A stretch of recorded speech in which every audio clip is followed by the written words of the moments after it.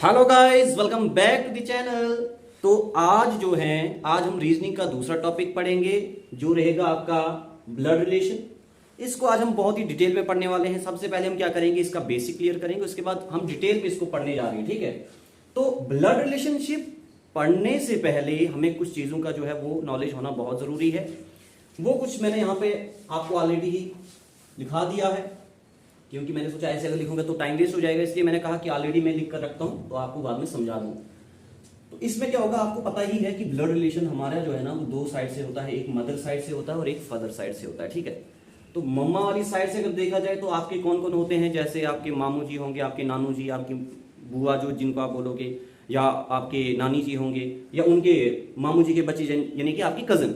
Okay, तो उसके बाद अगर फादर साइड देखा जाए तो फादर साइड कौन कौन होंगे, आपके पापा के भाई यानी आपके आपके कौन होंगे, आपके चाचा जी होंगे, आपकी चाची होंगी, और उसके बाद आपके दादाजी होंगे, आपके दादाजी होंगे, और उसके बाद आपके जो भी सपोज करो आपके चाचा जी हैं तो आपके चाचा जी के जो लड़के होंगे तो आपके कौन लगेंगे, कजिन लगेंगे। ओके गुड, इतना हो गया। उसके बाद अब अगर देखा जाए मदर और फादर सिस्टर, चाहे वो मम्मा की बहन हो या चाहे वो पापा की बहन हो, वो आपके कौन लगेंगे, वो आपके आंटी लगेंगे। ठीक है, तो ऐसा मत कहना कि सिर्फ पापा की सिस्टर को ही आप आंटी कहेंगे, नहीं, आप मम्मा की सिस्टर को भी आंटी कह सकते हो। ठीक है, उसके बाद सन्स वाइफ, तो जो आपका बेटा होगा तो आपकी जो बेटे की वाइफ होगी उसे आप क्या कहेंगे, डॉटर इन लॉ। क्या कहेंगे आप, डॉटर इन लॉ कहेंगे। ओके, उसके बाद डॉटर्स हस्बैंड, सपोज करो जो जैसे आपकी कोई बेटी है तो आपकी बेटी का जो हस्बैंड होगा वो आपको कौन लगेगा, तो वो आपको लगेगा सन इन लॉ। कौन लगेगा, सन इन लॉ। आई थिंक आपको ये चीजें क्लियर होगी। उसके बाद वाइफ्स ब्रदर, जो आपकी बीवी का भाई होगा वो आपका कौन लगेगा, वो आपको लगेगा ब्रदर इन लॉ। कौन लगेगा, ब्रदर इन लॉ। ओके, उसके बाद सिस्टर या ब्रदर्स सन, चाहे वो बहन के बेटे हो, अगर बहन का बेटा होगा तो उससे भी हम नेफ्यू कहेंगे, अगर भाई का बेटा होगा तो उससे भी हम नेफ्यू कहेंगे। तभी तो मैंने उब्लिक लगाई है ना यहाँ पे।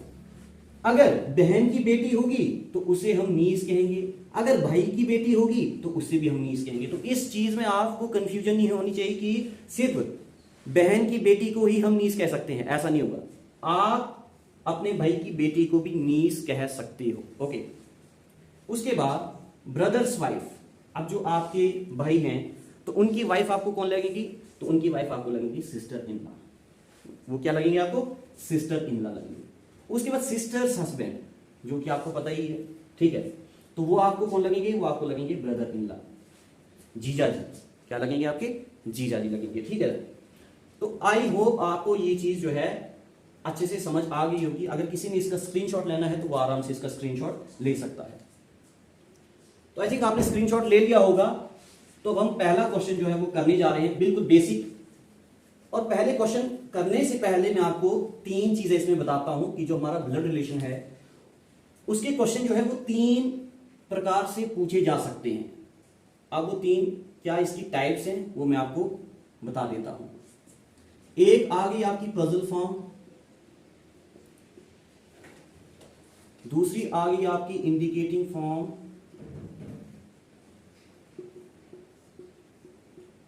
और तीसरी आ गई आपकी कोडेड फॉर्म।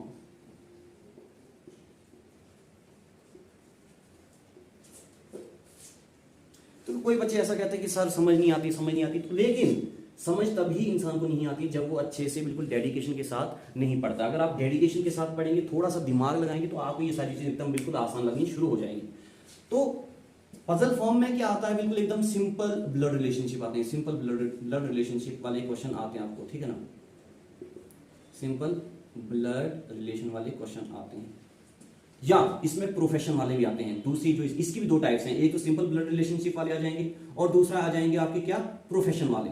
इस पे भी मैं क्वेश्चन करवाऊंगा कि क्या है इसका, प्रोफेशन वाले। ठीक है ना, प्रोफेशन वाले। इंडिकेटिंग में भी आपको बताऊंगा, जब इस वाले पॉइंट पर पहुंचेंगे तो हम इसका भी क्वेश्चन जो है आपको करवाएंगे और इसके आधार पर भी आपको क्वेश्चन करवाएंगे। तो सबसे पहले हमारी जो रहेगी वो रहेगी सिंपल ब्लड रिलेशन वाले विद प्रोफेशन वाले, ये करवाऊंगा अभी मैं। ठीक है, टाइप नंबर 1, ये ही तीन टाइप्स हैं। इसके अलावा आपके पास कोई भी ऐसे क्वेश्चन नहीं होंगे, सिर्फ इन्हीं 3 टाइप्स के ऊपर आपके क्वेश्चन जो है पूछे जाएंगे, चाहे वो JKSSB हो, क्या चाहे वो JKSSB हो, चाहे वो CHSL हो, चाहे वो CGL हो, कोई भी एग्जाम आप ले लो, चाहे वो स्टेट लेवल को हो, चाहे वो सेंट्रल लेवल को हो, क्वेश्चन जो ब्लड रिलेशन के रहेंगे वो सिर्फ इन्हीं 3 टाइप्स के रहेंगे जो मैंने अभी आपको बताया। तो टाइप नंबर 1 मैंने क्या बताया आपको, सिंपल ब्लड रिलेशन। तो आज का पहला क्वेश्चन हमारा ये रहा, all the 6 members of a family ABCDEF are travelling together, ये कहीं जा रहे हैं, ठीक है ना। इसमें ये कह रहे हैं कि जो ये जो B है ना, ये C का बेटा है। एक बात मैं और इस क्वेश्चन को करने से पहले आपको समझा दूं, इसमें आप ये करना कि मेल पर्सन के लिए आप क्या यूज करो, आप अपने अपने हिसाब से कर सकते हो, लेकिन मेरा ऐसा कहना है, मैं ऐसा कहता हूं कि आप मेल के लिए प्लस यूज करो और फीमेल के लिए आप माइनस यूज कर दो। फीमेल के लिए माइनस और मेल के लिए प्लस, बस इतना आपको करना है, ठीक है ना। मेल के लिए प्लस और फीमेल के लिए माइनस। अब देखिए इसमें क्या कहा इन्होंने, वो ट्रैवल कर रहे हैं ना, तो B is the son of C। इसमें ये जो B है ना, ये C का बेटा है, तो C ऊपर होगा, मैंने आपको पहले बताया C ऊपर होगा और ये B नीचे है। क्यों? क्योंकि मैंने आपको पहले बताया है कि इसको अगर आप खुद को कंसीडर करते हो, ये आपका खुद का वो है, मतलब सपोज करो ये आप हो, तो आपके जो पापा होंगे वो यहां पर आएंगे और आपके पापा के पापा जो है वो यहां पर आएंगे, ठीक है ना, वो यहां पर आएंगे। आपके जो बच्चे होंगे वो यहां पर आएंगे और आपके बच्चे के बच्चे जो होंगे वो यहां पर आएंगे। तो इस तरह से ये जो है वो जनरेशन चलती रहती है। अगर आप यहां पर हो तो आपके ब्रदर सिस्टर जो है वो सारे यहां पे आ जाएंगे, आपके जो पापा हैं वो अगर यहाँ पे हैं तो उनके भाई भी यहाँ पर आएंगे इसी वाली जनरेशन में। तो ऐसे ऐसे करके ये होता है, ठीक है। तो अब इन्होंने कहा है कि जो B है वो C का बेटा है, B is the son of C। और मैंने पहले बताया कि मेल के लिए हम क्या करेंगे, प्लस यूज करेंगे। तो B जो है वो C का बेटा है, लेकिन C का जेंडर जो है डिफाइंड नहीं है कि C इसकी माँ होगी या C इसका बाप होगा। लेकिन आगे क्या कहा है, C is not the mother of B।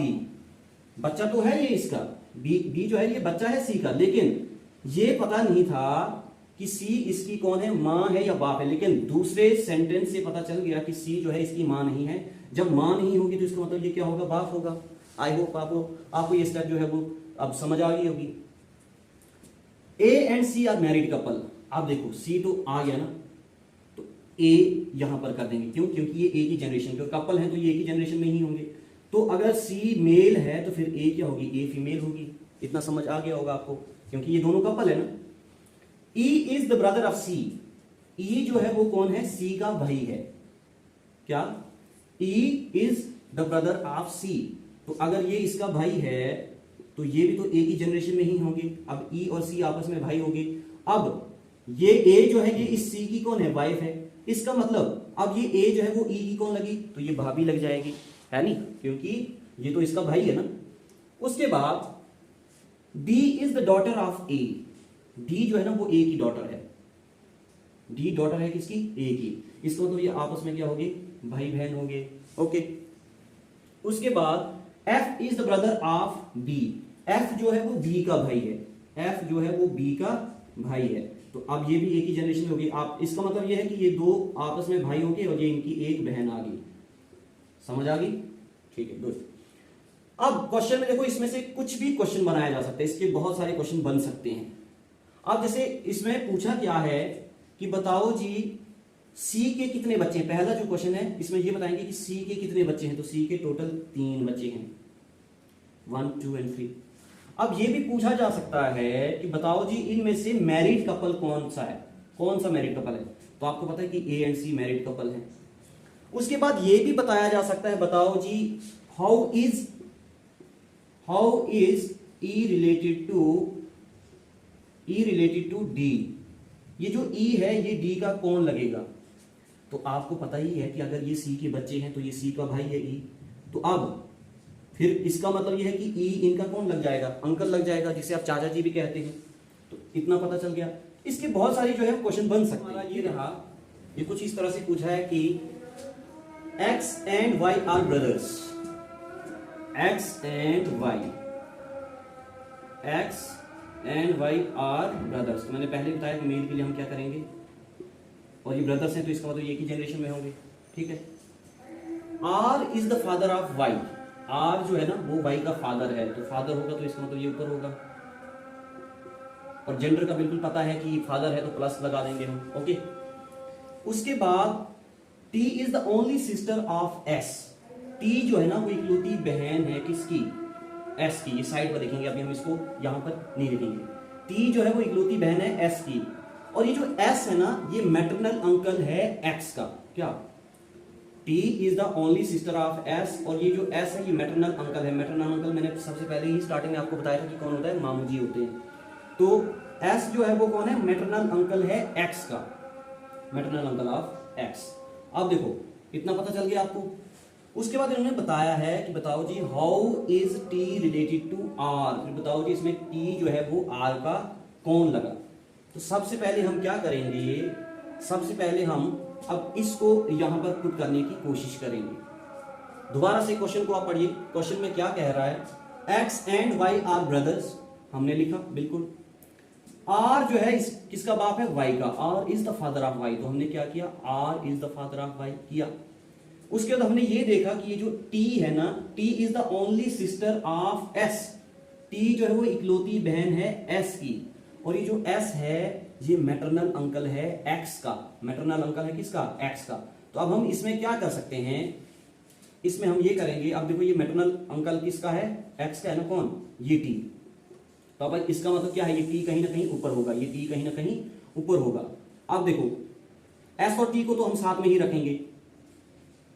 ये देखो यहां पे हम क्या करेंगे, अगर हम ये देखेंगे कि ये टी आ गया और इसके साथ हम एस जोड़ देंगे, ठीक है। ये तो आई इसकी बहन, कौन? टी आई किसकी बहन? एस की बहन। तो यहां इसके बीच में किस किस का रिलेशन है? ब्रदर सिस्टर का रिलेशन है। तो अगर ये आर जो है ये वाई का कौन लगता है? बाप लगता है। तो इसका मतलब इनके बीच में किसका रिलेशन है? इनके बीच में हस्बैंड वाइफ का रिलेशन है। किसके बीच में? टी और आर के बीच में। क्यों? क्योंकि वाई का बाप है आर, वाई का बाप है आर, एक्स और वाई ब्रदर्स हैं। जब ये दोनों आपस में भाई हैं, और हमने ये भी देखा कि एस जो है वो टी का भाई है, और साथ ही साथ ये जो एस है ना ये मैटरनल अंकल भी है किसका? एक्स का। और मैटरनल अंकल होता कौन है? आपकी जो मम्मा होंगे, आपका जो मम्मा का भाई होगा वो आपका मैटरनल अंकल होगा ना। तो सपोज करो, और एक और अप्रोच मैं आपको बता दूं, ऐसे ऐसे क्वेश्चन, ये जो ब्लड रिलेशन वाले क्वेश्चन है, इसमें क्या अप्रोच रखनी है आपने? इसमें आपने अपनी फैमिली को ही कंसीडर करना है। जब आप अपनी फैमिली को कंसीडर करोगे ना तो आपके ये क्वेश्चन एकदम आसानी से निकल जाएंगे। अब देखो ये दोनों भाई हैं, मान लिया हमने, ठीक है ना। उसके बाद क्या है? R is the father of Y, तो आर फादर हो गया वाई का। T is the only sister of S, T is the only sister of S. अब एस का जेंडर डिफाइन नहीं था। उसके बाद दूसरी स्टेटमेंट क्या बताया? स्टेटमेंट में क्या बताया उन्होंने? S is the maternal uncle of x. तो ये जो एस है ना ये कौन है? Maternal uncle, maternal uncle of x. S की बहन आ गई टी, टी का बेटा आ गया एक्स। तो अब बहन का बेटा कौन लगा? नेफ्यू जो लगा। अब यही पूछा जाएगा कि बताओ जब एस फिर टी, एक्स का कौन लगा या वाई का कौन लगा? तो ये तो मामू ही लगेगा ना। क्यों? क्योंकि इनकी मम्मा आ गई ये, और मम्मा का भाई कौन लगा? मामू ही तो लगा, ठीक है। आई होप आपको ये समझ आ गई होगी। अब क्वेश्चन में क्या पूछा है? How is T related to R. फिर बताओ जी टी जो है वो आर का कौन लगेगी? ये जो टी है ना ये आर की कौन लगेगी? तो इसका मतलब ये कौन लगेगी? इसकी ये लगेगी वाइफ। तो वाइफ इज द आंसर। अगर यही पूछा जाता कि how is R related to T, तो तब क्या करते? तो तब आप ये बोलते कि ये आर जो है ये टी का कौन लगेगा? हस्बैंड लगेगा, ठीक है। अगर यही पूछा जाता कि बताओ जी how is S related to R, S R का कौन लगेगा? तो आप बोलोगे ये लगेगा जी ब्रदर इन लॉ। क्यों? बीवी का भाई कौन लगता है? साला ही तो लगता है। अब आई थिंक ये आपको क्लियर हो गया। अब ऐसा भी क्वेश्चन पूछा जा सकता है, मैं आपको ऐसे क्यों बोल रहा हूं, क्योंकि डिफरेंट टाइप्स के क्वेश्चन यहां से बन सकते हैं। अब ये भी पूछा जा सकता है कि बताओ जी ये जो y है ना, how is y related to s। ये y जो है ये s का कौन लगेगा? तो ये लगेगा नेफ्यू। क्यों? क्योंकि यहाँ पे प्लस वाली साइन है, तो बहन का बेटा नेफ्यू ही लगेगा ना। एक तो मैंने क्या बताया था कि बहन का बेटा भी नेफ्यू होता है, और दूसरा ये जो आपका भाई का बेटा होगा वो भी आपका नेफ्यू होगा, अगर वो मेल होगा तो। अगर वो फीमेल होगा तो वो क्या लगेगा? आपको नीस लगेगा, ठीक है ना। तो आई होप आपको ये सारी समझ आ गई होगी। अब हमारा क्वेश्चन नंबर 3 हमारा तीसरा क्वेश्चन है, M is the son of P। M जो है ना, ये जो M है ये सन है किसका? P का। गुड। बट P का पता नहीं है P इसका बाप है या मां है, जेंडर डिफाइन नहीं। उसके बाद Q is the grand daughter of O। ये जो Q है ये कौन है, ग्रैंड डॉटर है। तो डॉटर के लिए हम क्या करेंगे, फीमेल है तो हम क्या किसका वो यूज करेंगे, माइनस का यूज करेंगे। ये ग्रैंड डॉटर है किसकी, O की। इसका मतलब यहाँ पर इसका कोई या तो बाप होगा या तो माँ होगी, ठीक है ना। तो उसके ऊपर आ जाएगा कौन, उसके ऊपर आ जाएगा आपका O। क्योंकि देखो मैंने कहा इसके ऊपर कौन होगा, बाप, उसके ऊपर कौन होगा, बाप का बाप, मतलब ये आप हैं, ये आपके पापा हैं, ये आपके पापा के पापा, मतलब आपके दादा या दादी, ठीक है ना। तो अब यहाँ पे इन्होंने क्या बताया, ये जो Q है ये ग्रैंड डॉटर है, क्या है, ये ग्रैंड डॉटर है किसकी, O की। Who is the husband of P। अब जेंडर का पता चल गया कि ये जो O है ये कौन है, ये हस्बैंड है किसके, P के। अब इन दोनों का जेंडर पता चल गया क्योंकि ये आपस में क्या होगी, हस्बैंड वाइफ होगी। गुड, इतना आपको पता चल गया। अब इसी को हम यहां पे क्या करेंगे, इसी को हम थोड़ा यहां पर प्लेस करेंगे, ठीक है ना। इसी को हम थोड़ा सा यहां पर प्लेस करेंगे। तो यहां पे हम कैसे करेंगे, देखो अब यहां पे ये Q आ गई, यहां पे ये Q आ गई और यहां पे ये O आ गया, और हमें पता है कि ये P कौन है, ये है, ये किसकी वाइफ है, O की वाइफ है। तो O आपका प्लस में आ गया। और ये ग्रैंडफादर है किसका, किसका ग्रैंडफादर है, तो यहाँ पे कोई था तो फिर यहाँ पे आगे आ जाएगा आपका कौन, आपकी Q आ जाएगी, ठीक है ना। तो यहाँ पे आपकी ये Q आ जाएगी। तो ये कौन है, ये ग्रैंड डॉटर है किसकी, O की। इतना पता चल गया आपको। तो अब देखो, how is M related to O। बताओ जी, M O का कौन लगेगा, M O का कौन लगेगा। तो जब पहले ही हमने बता दिया कि ये जो M है ये P का बेटा है, और जब ये P और O आपस में हस्बैंड वाइफ हैं तो फिर ये M भी तो इसी का बेटा होगा ना। तो ये कौन लगेगा इसका, ये लगेगा इसका फादर। कौन लगेगा, फादर नहीं, M पूछा है तो M कौन लगेगा, M लगेगा बेटा। M कौन लगेगा, M लगेगा बेटा। किसका बेटा लगेगा, O का भी और P का भी, लेकिन इन्होंने पूछा सिर्फ O के लिए है। तो how is M related to O, तो M लगेगा सन। तो ये आपका आंसर। दोबारा से एक बार दोबारा से मैं आपको रिपीट करवाऊंगा। क्वेश्चन में ये पूछा कि M is the son of P। M जो है वो बेटा है किसका, P का। Q is the grand daughter of O। तो Q कौन है, ग्रैंड डॉटर है किसकी, O की। इसका मतलब इसके बीच में या इसकी मां होगी, किसकी, Q की मां होगी, या Q का बाप होगा, या इसके बीच में इसका बेटा होगा, या इसकी कौन होगी, डॉटर इन लॉ, ठीक है ना, डॉटर इन लॉ। उसके बाद ये बताया कि Q है ग्रैंड डॉटर किसकी, O की, और ये जो O है ना ये हस्बैंड है किसका, P का। तो इसी के साथ मैंने यहाँ पे हस्बैंड वाला ये क्या कर दिया, ये P लिख दिया आगे, ये इसका हस्बैंड आ गया और ये इसकी बीवी आ गई, ठीक है। उसके बाद क्वेश्चन ये पूछा कि how is M related to O। अब इसी डायग्राम को हम यहाँ पर प्लेस करेंगे।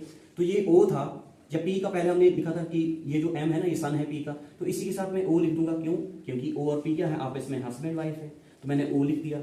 उसके बाद इसके नीचे ही मैंने एक स्पेस ऐसे छोड़ दी और यहाँ पे मैंने Q कर दिया, Q लिख दिया। वो क्यों लिखा वो आपको पता ही है क्यों, क्योंकि Q जो है ना वो ग्रैंड डॉटर है किसकी, O की।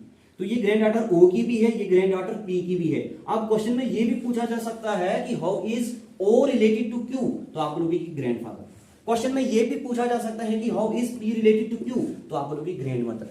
अब यहाँ पे कौन आएगा फिर, अगर ये मेल पर्सन तो यहाँ पे फीमेल पर्सन आएगी ना। तो अब फीमेल पर्सन यहाँ पे तो बोला ही नहीं है कि कौन है, तो हमें वो क्वेश्चन तो पूछा ही नहीं, लेकिन यहाँ पर हमेशा इसकी कौन आएगी, ये इसकी वाइफ ही आएगी, ये इसकी वाइफ ही आएगी। तो अब यहाँ पे कोई वैसे बताया तो है नहीं, लेकिन अगर यहाँ पे ये भी पूछा जा सकता है कि बताओ जी how is M related to Q।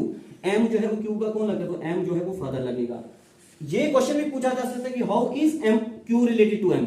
Q जो है वह M की कौन लगती है, तो Q जो है वो M की डॉटर लगती है। तो ये क्वेश्चन कुछ इस तरह से बनते हैं। एक ही डायग्राम से या एक ही क्वेश्चन से आप क्या कर सकते हैं, डिफरेंट टाइप्स ऑफ जो है क्वेश्चंस निकाल सकते हैं। आई होप आपको समझ आ गई। हमारा चौथा क्वेश्चन स्क्रीन पर आ चुका है। वो क्वेश्चन कुछ इस तरह से है, A इज B's ब्रदर। ये जो A है ना, ये बात समझना आप, ये जो B's ब्रदर होता है या C's मदर होता है, इसका मतलब क्या होता है, C's मदर अगर होगा ना तो वो मतलब C की मां होगी।